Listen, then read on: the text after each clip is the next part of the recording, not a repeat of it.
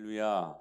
오늘은 미라클 워커 세 번째 시간으로 천사보다 귀한 예수 그리스도라는 제목으로 하나님의 말씀을 나눌 때에 큰 은혜가 큰 기적이 임하게 되기를 축복합니다. 여러분은 천사의 존재를 인정하십니까? 혹시 천사를 보셨습니까? 아멘 안 나오죠? 15세기 로마 화가였던 프라 안젤리코가 그린 천사의 모습 한번 보실까요? 수테고지 천사의 그림인데 이거 좀 1단으로 해주시면 좋겠어요. 소리가 너무 커서. 그리고 또 여러분 이 그림은 많이 봤을 것입니다. 라파엘이 그린 아기 천사의 모습들 많이 봤죠 혹시? 네. 그리고 야곱과 씨름했던 천사 팔씨름하는 것 같아요.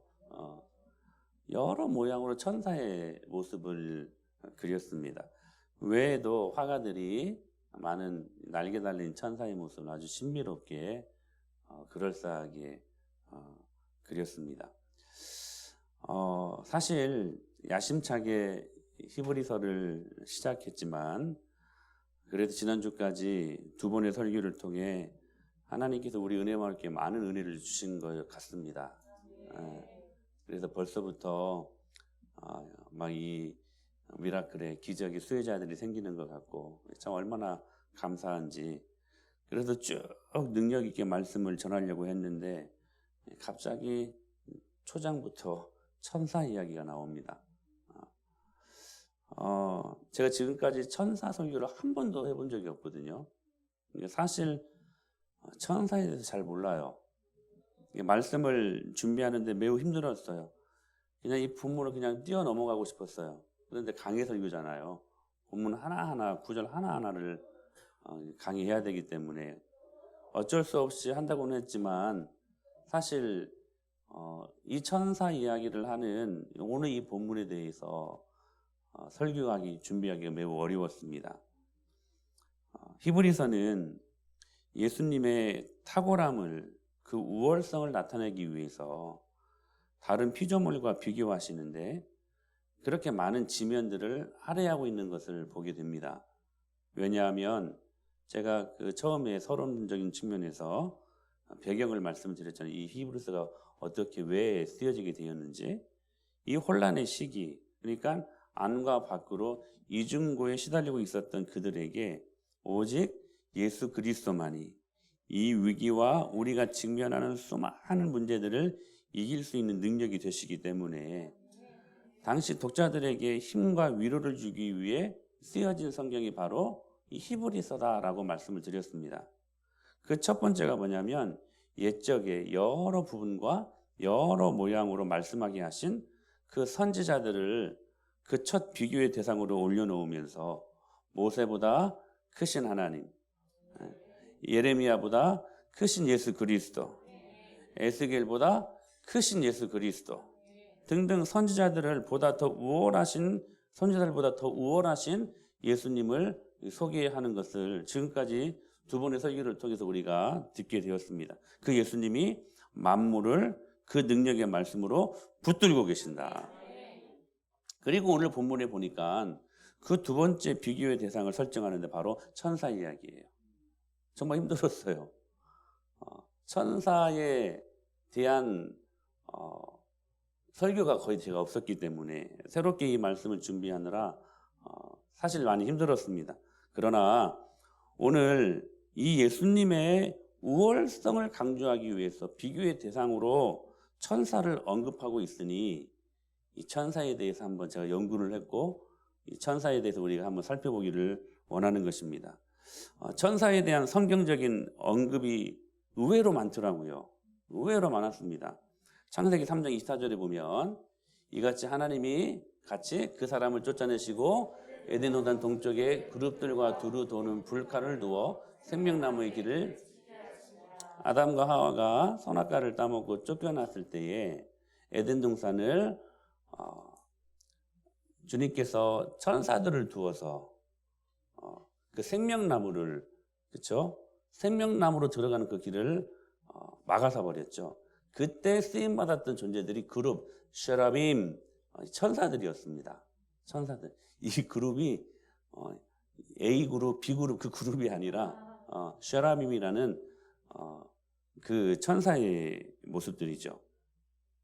사무엘상 4장 4절에 보면 한번 같이 읽어볼까요? 시작.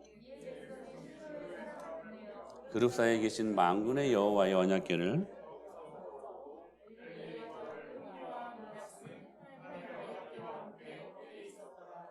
지금 그 언약궤 위에 있는 속죄소를 지금 말씀하시는 것인데, 지성소요. 우리 성막 설교 잘 들으셨잖아요.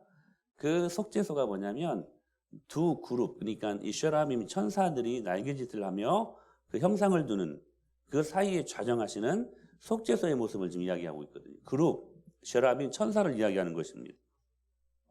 창세기 6장에서도 이 천사가 언급되고 있어요. 16장에서 시작.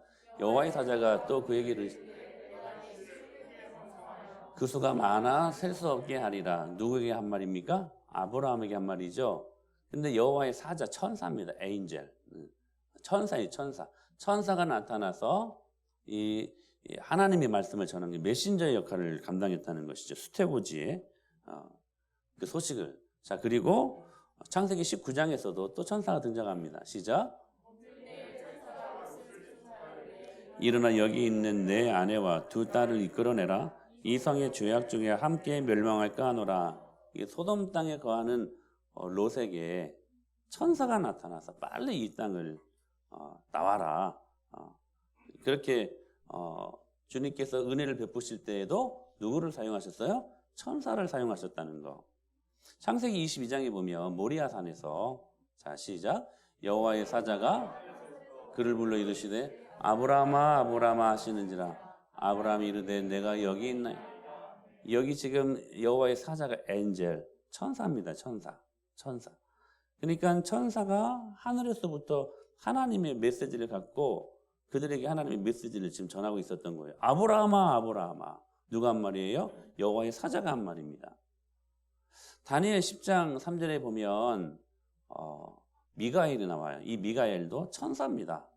천사가 하나의 메신저, 하나님의 말씀을 전하는 자로, 그 통로로 가만히 보니까 이 천사가 쓰임을 받게 되었다는 것이죠. 누가복음 1장 19절 아주 유명한 수태고지의 그 말씀이 나오죠. 시작.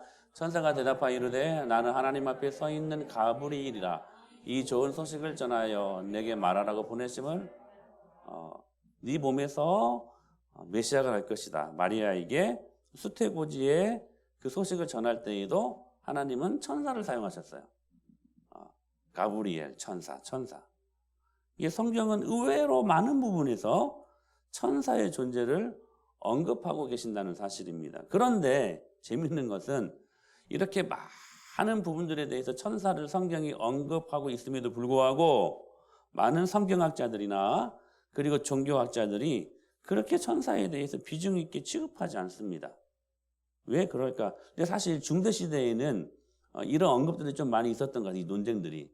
그래서 신학대전을 펼친 그 토마스 아퀴나스라는 신학자를 아시죠? 그분은 이 천사론을 이야기할 때 이런 재미있는 상상까지 합니다. 하늘 끝에 천사 몇 마리? 천사 몇 명? 천사 몇이 올라설 수 있을 것인가? 너무 과했어요. 너무 천사에 대해서 이렇게 집중해서 연구를 하다 보니까 별 유익이 되지 않을 만한 부분들까지도 이야기를 하는 것들을 우리가 볼 수 있다는 것이죠. 그럼에도 불구하고 그 이후에 모든 성경학자들이나 종교학자들이 그렇게 천사에 대해서 많이 언급하지 않아요. 비중 있게 연구도 없었어요. 왜 그럴까? 그럴 이유가 있더라고요. 계시록에 보면 천사 이야기가 언급됩니다. 같이 한번 보실까요? 시작. 이것들을 보고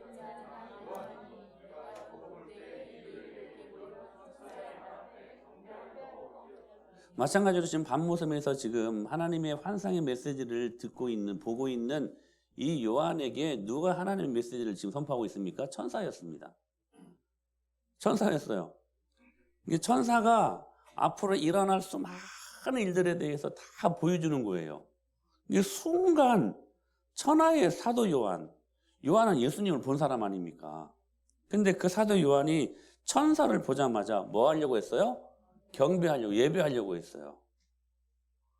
그러니까 그 천하의 사도 요한도 이 천사의 신비로움과 이 천사의 능력과 이 경이로움을 보자 천사를 그냥 예배의 대상으로 생각해버리고 그 천사를 예배하려고 했다는 거예요.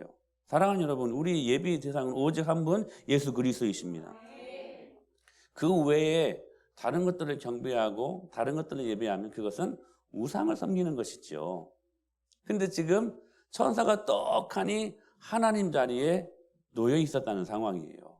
천하의 사도 요한도 천사를 보고 경배하려고 했다는 거예요. 근데 당시에 그런 미신적인 것들이 있었어요. 골로새 말씀을 보게 되면 시작. 아무도 꾸며낸 겸손과 천사 숭배를 이유로 너희를 정죄하지 못하게 하라.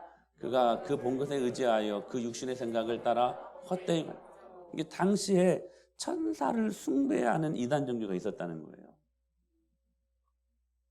그러니까 그 이단 종교에 지금 히브리 이 교인들이 영향을 받고 있었다는 거예요. 왜 그러냐면, 자 보세요. 지금 히브리서 이 독자들이 처한 상황이 어떠해 있습니까?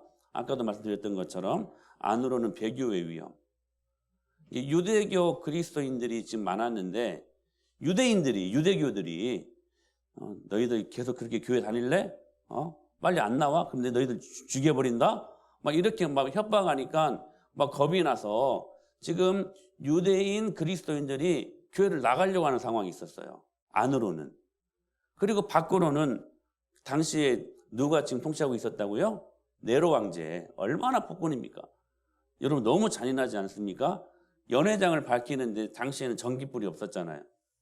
횃불이나 이런 것들로 이제 그 연회장을 불을 밝혀야 되는데 예수님 믿는 그리스도인들을 산채로 잡아가지고 타르를 발라가지고 그 그리스도인들을 불에 태워서 그 저녁을 불을 밝히는 그 용도로 그렇게 그리스도인들을 지금 잡아 죽이고 있는 그 핍박이 밖으로는 엄청나게 심한 상태에 있었다는 거예요. 이게 안과 밖으로 이중고에 시달리고 있었던 이 히브리서 이 독자들. 근데 보세요. 이 상황에서 정말 여러분 제대로 된 사람이라면 무언가 막 붙잡고 싶지 않겠습니까? 무엇인가 봐.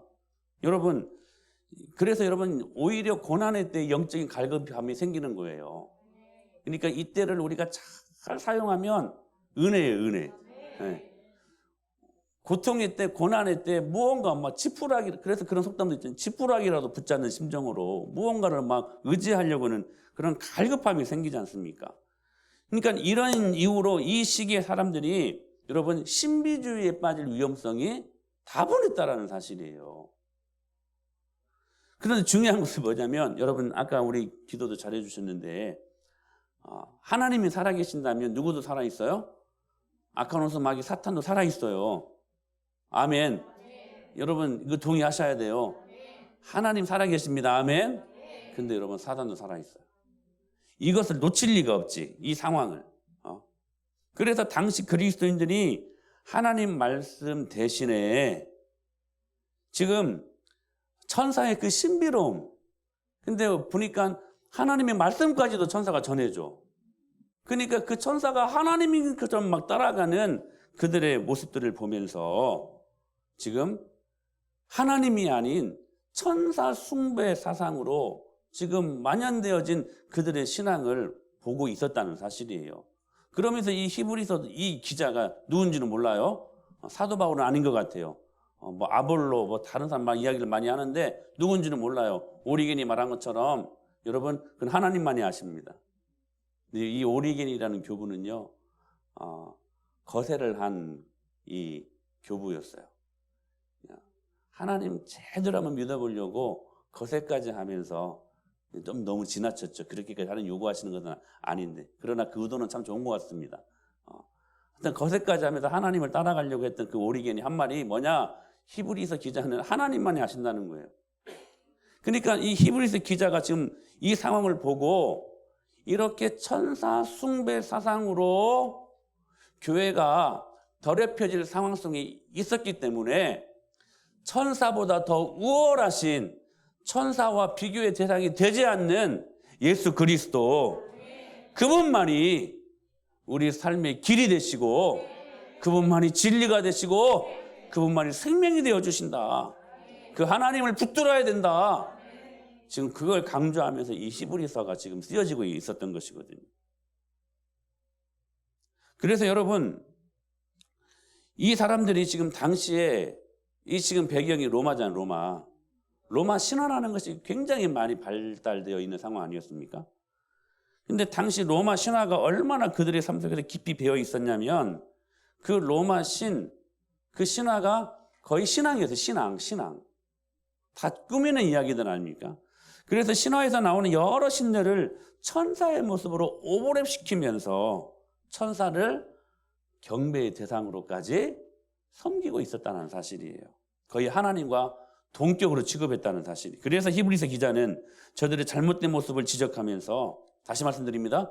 오직 예배의 경배의 대상은 오직 한 분, 예수 그리스도시다. 이것을 선포하면서 그들이 그렇게 숭배하고 있었던 천사들과 예수님을 비교하면서 천사보다 예수님이 훨씬 더 우월하시다.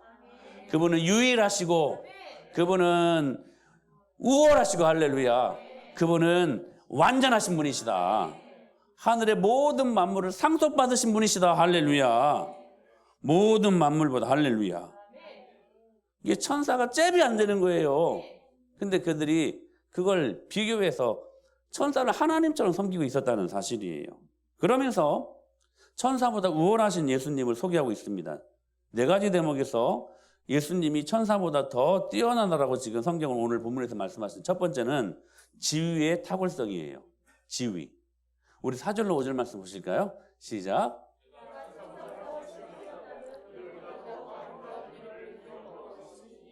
하나님께서 어느 때에 천사 중 누구에게 너는 내 아들이라 오늘 내가 너를 낳았다 하셨으니 또 다시 나는 그에게 아버지가 되고. 자 보세요. 그가 예수님이 천사보다 훨씬 뛰어남은 그들보다 더욱 아름다운 이름을 기업으로 얻으심이니 하나님께서 어느 때에 천사 중 누구에게 너는 내 아들이라 오늘 내가 너를 낳았다 하셨느냐 이 말하는 거예요. 지금 천사에게는 그런 지위를 주신 것이 아니라는 거예요. 여기 낳았다라고 하는 표현은 우리가 전주에 3절에서 말씀을 드렸던 것처럼 예수 그리스도를 하나님의 영광의 광채라고 말씀을 하시는데 여기 광채가 아포가마스라는 말이라고 말씀드렸었죠. 본체에서 뿜어져 나오는 것을 의미하는 거예요. 같은 의미예요. 뭔 말이냐면 낳았다라고 하는 것은 하나님이 이위 그러니까 예수님을 낳았다 그래서 높고 낮은 의미가 아니라 본체에서 뿜어져 나왔다. 그러니까 하나님과 예수님은 하나시다. 이것을 말씀하시는 거예요. 그러니까 지위의 탁월성. 하나님은 천사보다 비교할 수 없는 예수 그리스도는 천사보다 비교할 수 없는 하나님의 지위를 갖고 계신다. 이거 말씀하시는 거예요. 그러니까 잽이 안 되지. 잽이 안 되지. 두 번째, 그리스도가 천사보다 더 탁월한 이유가 뭔가 우월한 이유가 뭔가 예수님은 경배의 대상이라는 거예요. 우리 6절 말씀 보실까요? 6절 시작. 또 그가 맏아들을 이끌어 세상에 다시 들어오게 하실 때에 하나님의 모든 천사들은 그에게 경배할지어다 말씀하시며. 자 보세요. 천사들은 그에게 경배할지어다. 천사들이 예수 그리스도를 경배하는 그 관계지 천사가 예배를 받을 대상이 아니라는 거예요. 누가복음 2장 13절로 한번 보실까요? 시작. 그 천사들과 함께 하나님을 찬송하여 이르되 하나님께 영광이요 땅에서는 하나님이 기뻐하시는 사람들 중에 아멘. 스테고지의 이야기를 하면서 지금 천사들과 함께 그 천사들의 정체가 뭐라고 해요? 하나님을 찬송하여 이르되 하나님을 경배하는, 그러니까 천사들도 하나님을 경배하는 대상이라는 거예요. 천사들이 예배를 받을 대상이 아니라 예수 그리스도가 예배의 대상이라는 거. 그분은 또한 영원하신 분이시라는 거예요. 우리 같이 한번 말씀을 보실까요? 자, 히브리서 1장 7절로 7절 말씀 먼저 한번 보실까요? 시작. 그는 그의 천사들을 바람으로 그의 사역자들을 불꽃으로 삼으시. 자 보세요. 천사들은요 그냥 바람이래요. 그냥 바람이래요. 지금 에어컨 바람이 나오잖아요. 그냥 불었다가 없어지는, 사라지는 바람이래요. 여러분, 이 말씀을 여러분들이 기억하셔야 돼요. 천사는 바람이요, 불꽃이에요. 불꽃도 여러분 사르다가 갑자기 없어져 버려요. 사라지는 것들이에요. 즉 일시적, 가변적, 예수님이 창조하신 피조물에 불과하다는, 여러분 천사는 예수님이 창조하신 피조물입니다. 피조물을 경배하면 어떻게 해? 근데 당시에는 그렇게 상황이, 극심한 고통의 상황이 천사까지 하나님처럼 섬기는 상황으로 몰아갔다는 사실이에요. 그럼에도 불구하고 예수님은 성부 하나님과 함께 태초에 땅에 기초를 놓으신 분이시라는 거. 여러분 우리 같이 한번 말씀 보실까요? 우리 8절부터 계속 시작. 아들에 관하여는 하나님이 영영하며 주의 나라의 규는, 여러분 아들에 관하여는, 자 천사들에 관하여는 바람이요 불꽃이지만 아들 예수 그리스도에 관하여는 지금 비교하는 거잖아요. 천사들과 비교의 대상이 안 된다. 그분의 보좌는 영영하며, 할렐루야. 주의 나라의 규는 경평한 균이다. 다시 한번, 그리고 9절 말씀 시작. 주께서 의를 사랑하시고 그러므로 하나님 곧 주의 하나님이 즐거움 동료들보다 뛰어나게 하셨도다. 10절 또 주여 태초에 주께서 땅에 기초를 두셨으며 하늘도 주의 손으로. 그러니까 여러분 태초에 하나님께서 모든 땅을 예수 그리스도와 함께 여러분 창조하시고 지으실 때에 천사도 피조물이므로 천사도 예수 그리스도가 창조했다는 사실이에요. 그분은, 천사는 없어지고 사라지는 존재지만 그분의 규는 영원하시고 그것들은 다 옷처럼 낡을 것이요. 우리 11절 말씀 시작. 그것들은 멸망할 것이나 오직 주는 영존할 것이요. 그것들은 다 옷과 같이 낡아진 12절 의복처럼 갈아입을 것이요. 그것들은 옷과 같이 변할 것이나 주는 여전하여 연대가 다함이 없으리라. 할렐루야. 우리 옷이 헤어지면 갈아입고 버리잖아요. 천사들은 그런 존재들이라는 거예요. 그러나 예수 그리스도는 그 연대가 다함이 없는 영존하시는 하나님. 여러분 이 말씀 자체가 능력 아닙니까? 주님의 능력은 변하지 않습니다. 여러분을 향한 주님의 사랑도 변하지 않습니다. 그 주님 붙드십시오. 그래서 예수님은 언제나 같으시고 주님의 세월은 끝이 없다. 천사와 비교의 대상이 안 된다. 천사들 의존하지 말아라. 세상 미신 종교에 빠지지 말아라. 이거 말씀하시는 거예요. 캐톨릭이 얼마나 여러분 천주교 미신이 많은 종교인 줄 아십니까? 그거 아셔야 돼요. 네 번째, 천사들은 섬기는 종이라는 거예요. 섬기는 종. 여러분 이거 몰랐죠? 굉장히 중요한 말씀인데요. 같이 한번 시작.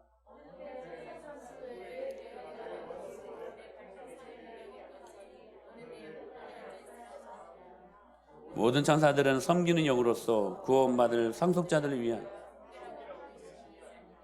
여러분 따라서 하세요. 천사는 예배의 대상이 아니라 우리를 섬기는 종이라는 거예요.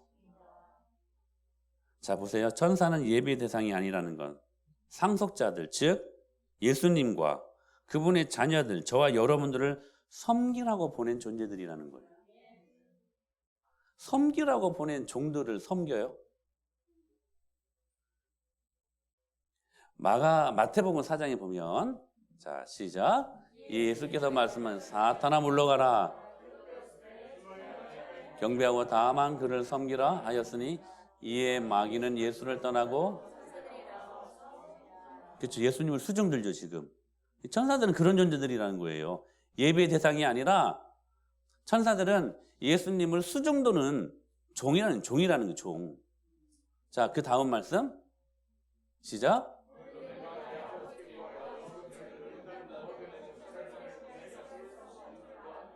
천사들은요 필요할 때 예수님이 부릴 수 있는 종이라는 거예요. 종.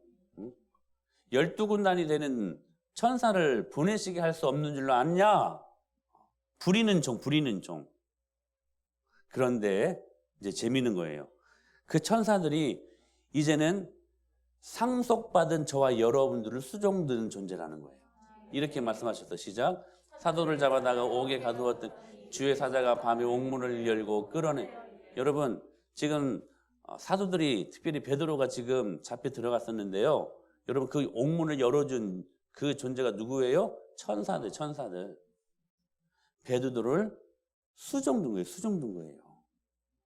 여러분 예수 그리스도께 우리의 마음을 드리고 그분을 주라고 시인하는 그분의 자녀들을 천사가 여러분들을 수종드는 존재임을 믿으시기 바랍니다. 사도 바울도 이렇게 말씀하셨어요. 시작. 내가 속한 바 하나님의 사자가 어젯밤에 내 곁에 서서 말하되. 하나님의 사자가 이제는 바울도 수종들어요. 그 하나님의 사자가 천사가 이제는 저와 여러분들을 수종들어요. 아멘. 근데 여러분 보세요. 이제 중요한 말씀들이 나와요.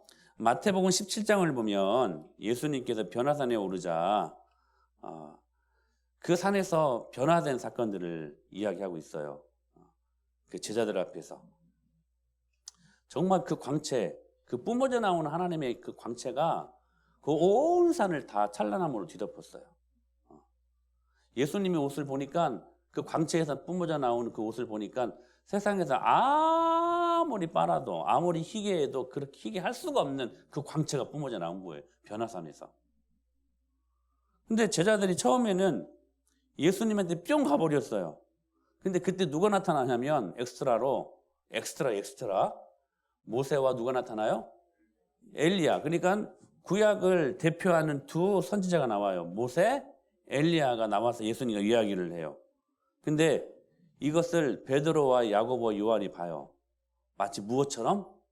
천사처럼 본 거예요. 근데요, 자 보세요. 아까 요한이 그런 위험에 잠깐 빠졌었다고 말씀드렸잖아요. 지금 그 베드로가요 여기에 빠져들어요. 처음에는 예수님의 그 변화된 그 광채, 하나님의 본체에서 나오는 뿜어져 나오는 그 광채를 보고 그 찬란함으로 뿅 와버렸어요. 근데 그렇게 보고 싶어 했던 구약의 두 선지자, 모세가 그 앞에 있고 엘리야가 그 앞에 있으니까요, 이제는 그 하나님의 광채에서 모세와 엘리야로 그 시선이 흐려져 버려요. 예수님을 볼 때 너무 좋았거든요. 그런데 더 재미있는 광경이 있어요. 근데 이 예수님을 계속 많이 봤잖아, 지금. 지금 거기에 누가 나타났어요? 모세와 엘리야가 나타났어요. 시선이 옮겨진 거예요. 이 집중력이 흐려진 거예요. 오히려 그들을 지금 집중하고 있는 거예요. 그들은 무엇처럼? 천사처럼. 그 광경이 얼마나 놀라웠는지 베드로가 초막 셋을 짓대. 하나는 주를 위하여. 이건 그냥 하는 수 없이 예수님 갖다 붙인 거야. 그 다음에 뭐라고 말해? 하나는 모세를 위하여, 또 하나는 예레미야, 이 엘리야를 위하여 하리이다. 그러니까 지금 예수님에게서 그 시선이 옮겨진 거예요. 누구에게? 천사들에게. 모세와 엘리야에게. 그런데 그 순간 빛난 구름이 저희를 덮어버려요. 그러면서 하늘에서 성부 하나님이 뭐라고 말씀하시냐면, 이는 내 사랑하는 아들이니 너희는 저희 말을 들으라. 모세와 엘리야로 분산되었던 그들의 시선을 다시 옮기는 거예요. 그 순간 모세가 사라져버렸어요. 그 순간 여러분 엘리야가 뿅 사라져버렸어요. 그 순간 예수님만 그들 눈앞에 보인 거예요.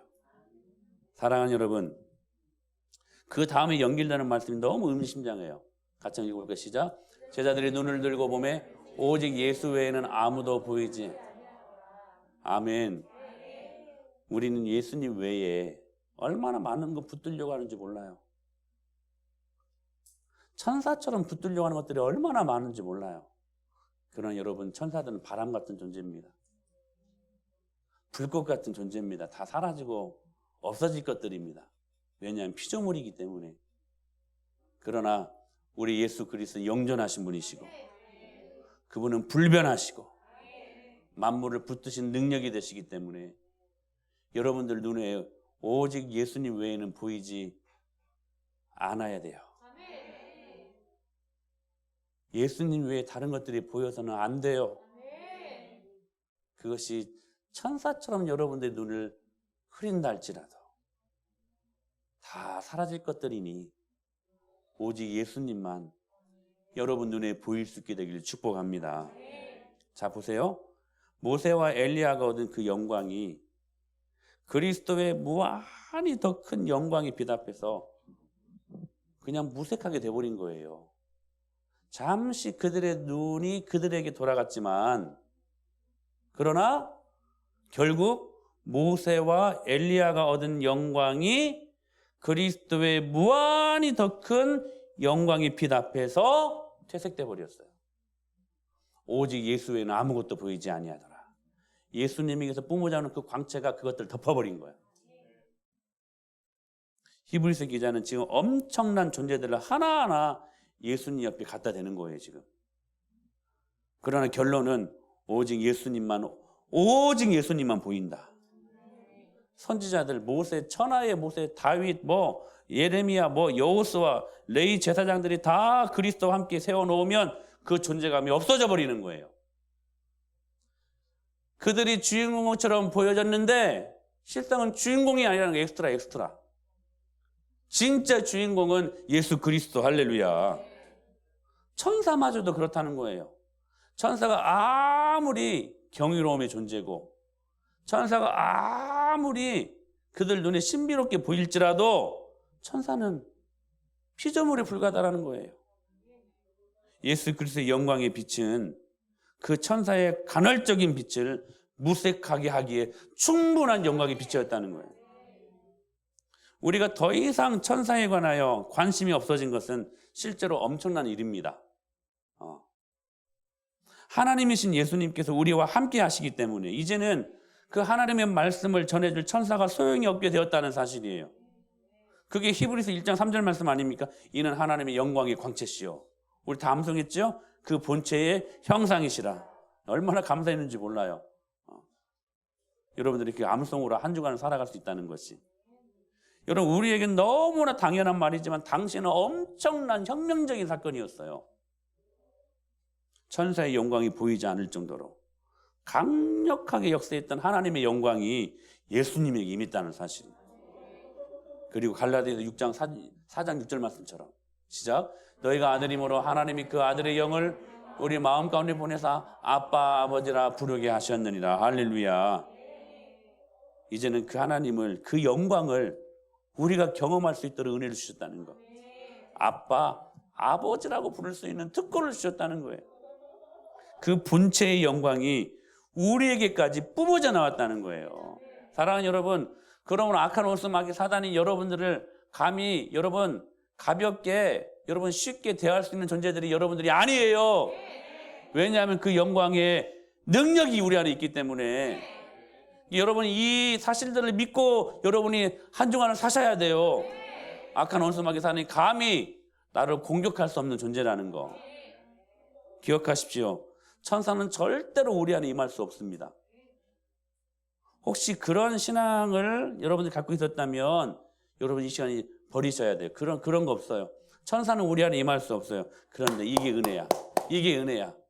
뭐냐? 천사보다 더 크신 주 예수님은 우리 안에 임하셨다는 거야. 이게 은혜 아닙니까? 임마누엘.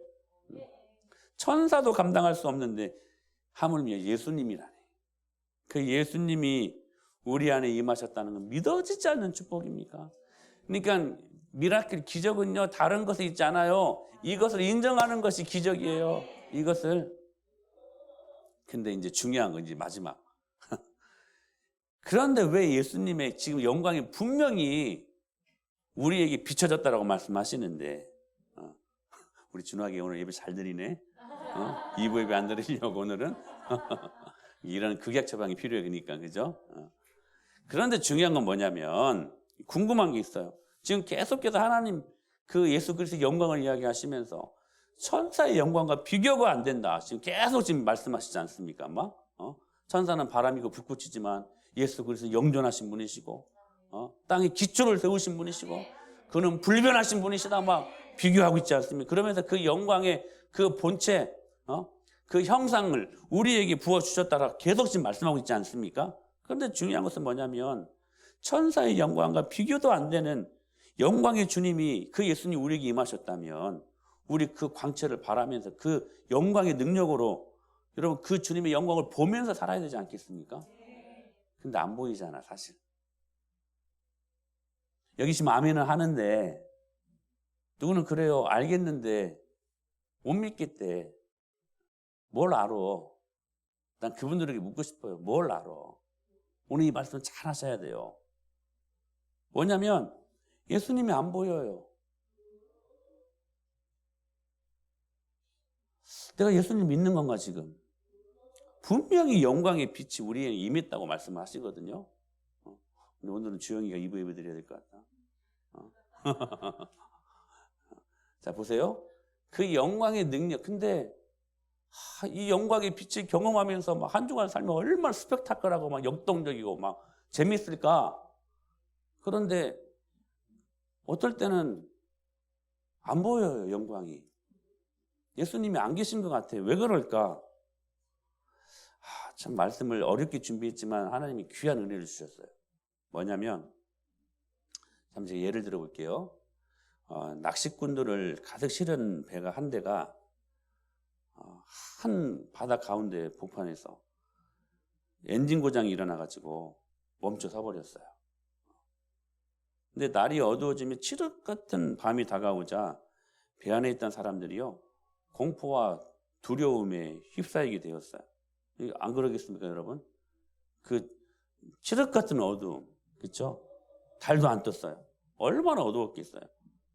그런데 그때 누가 비상등불을 찾아가 불을 밝혔어요. 그리고 노를 찾아냈어요. 사람들의 얼굴에 이제 살 수 있을 거라는 그런 희망에 넘쳤어요. 이 불을 발견하고 노를 발견했으니까. 그런데 방향을 알 수가 없었어요. 불도 있고 노도 있는데 어떻게 가야 될지를 몰라요. 어떻게 방향을 알 수가 없는 거예요. 나침반이 있는 것도 아니고 망망한 바다 한가운데서 어느 쪽으로 가야 육지인지 알 수가 없었던 상황. 다시 사람들이 절망에 빠지기 시작했어요. 그때 한 사람이 나서서 지금 우리가 비추고 있는 그 등불을 끄자고 말을 합니다. 사람들이 뭐라고 말했겠어요? 말도 안 된다라고 이야기하지 않았겠어요? 지금 그 등불이 있어야지 불을 밝히는데. 그렇게 막 반대했는데 이 사람이 참 지혜 있는 사람이었어요. 그 등불을 끄자고 주장했던 사람이 그냥 불을 꺼버렸어요. 그러니까 난리가 났죠. 근데 순간 배 안에 정적이 흘렀습니다. 그런데 얼마쯤 지나지 않아 한 사람이 갑자기 소리를 질렀습니다. 불빛이 보인다, 불빛이 보인다. 육지에 불빛이 보인다. 이게 반딧불 같았지만 분명히 육지에서 비춰오는 빛이었어요. 그게 뭐냐면 지금 그들이 켜고 있었던 등불 때문에 보이지 않았던 육지의 불빛이 주위가 어두워지자 보인 거예요. 사랑하는 여러분, 천사의 영광도 빛을 잃을 예수 그리스도의 그 영광의 빛이 우리 마음에 오셨는데 우리가 왜 보지 못합니까? 왜 그 하나님의 영광의 능력을 경험하지 못하고 기적이 우리의 삶 속에서 없습니까? 이유가 뭐예요? 이유는 딱 단 하나예요. 우리 자신이 너무 강하기 때문이야.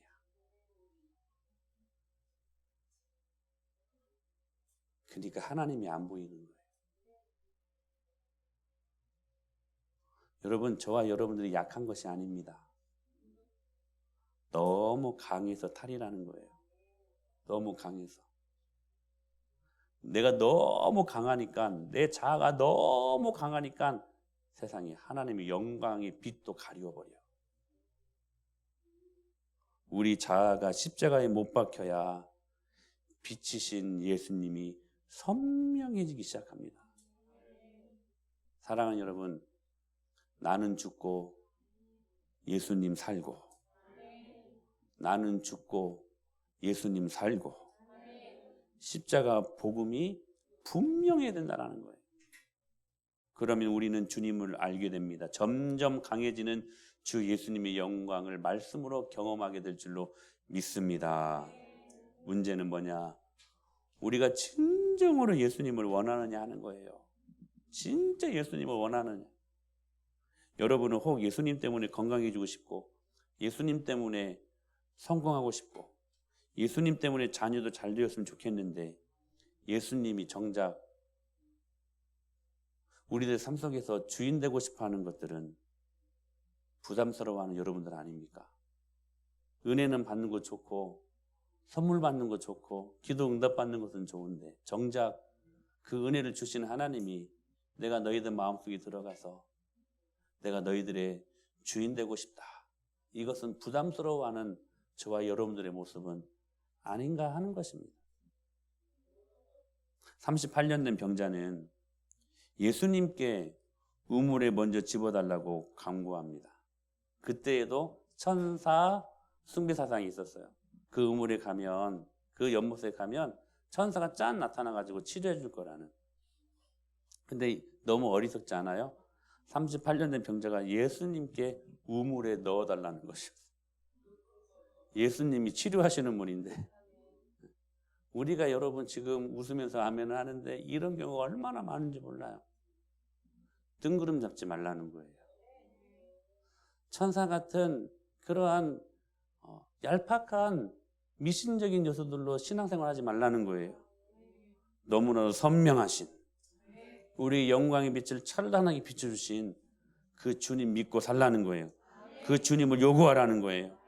주님이 주시는 선물에만 집착하지 말고, 주님이 주시는 축복에만 집중하지 말고, 그 선물을 주시고 그 축복을 주시는 하나님을 붙들라는 거예요. 아멘. 그래서 여러분, 이 38년 된 병자가요, 병을 고쳐달라는 이 말 하기 전에 그 병을 고쳐주시는 예수님 구했으면요, 그 예수님도 없고 병도 치료되고. 근데 우리는 병만 치료받아. 근데 여러분, 병만 치료받는, 문제만 해결받는 사람들의 결론은 뭔지 아십니까? 예수님 잃어버립니다. 우리에게 정말로 필요한 것은 예수 그리스도 한 분. 이것만 분명하면 누구나 예수님을 만날 수 있습니다.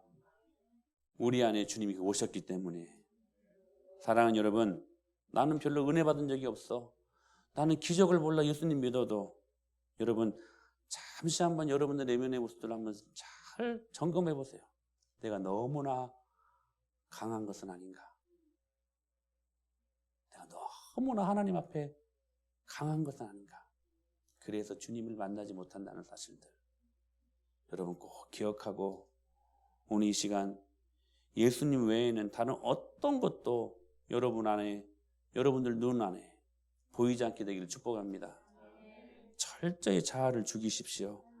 내가 살아있는 한 예수님은 절대로 보이지 않는다는 거. 아멘. 아무든지 나를 따라오려. 그래서 주님 말씀하셨어요. 일성으로 말씀하셨어요. 자기를 부인하고. 자기를 부인하라는 말은 자기를 죽이라는 말이에요. 자기 십자가를 지고 나를 따라와야 될 것이다. 사랑하는 여러분, 이번 한 주간 천사보다 우월하시고 모든 만물보다 탁월하신 예수 그리스도, 그분의 영광의 빛이 여러분의 자아의 강함 때문에 퇴색되는 일이 없게 되기를 축복합니다. 여러분의 내면을 예수님의 이름으로 죽이시고 그 영광의 찬란한 빛이 여러분 내면 안에 비춰지는 복된 은혜가 임하게 되기를 간절히 축원합니다.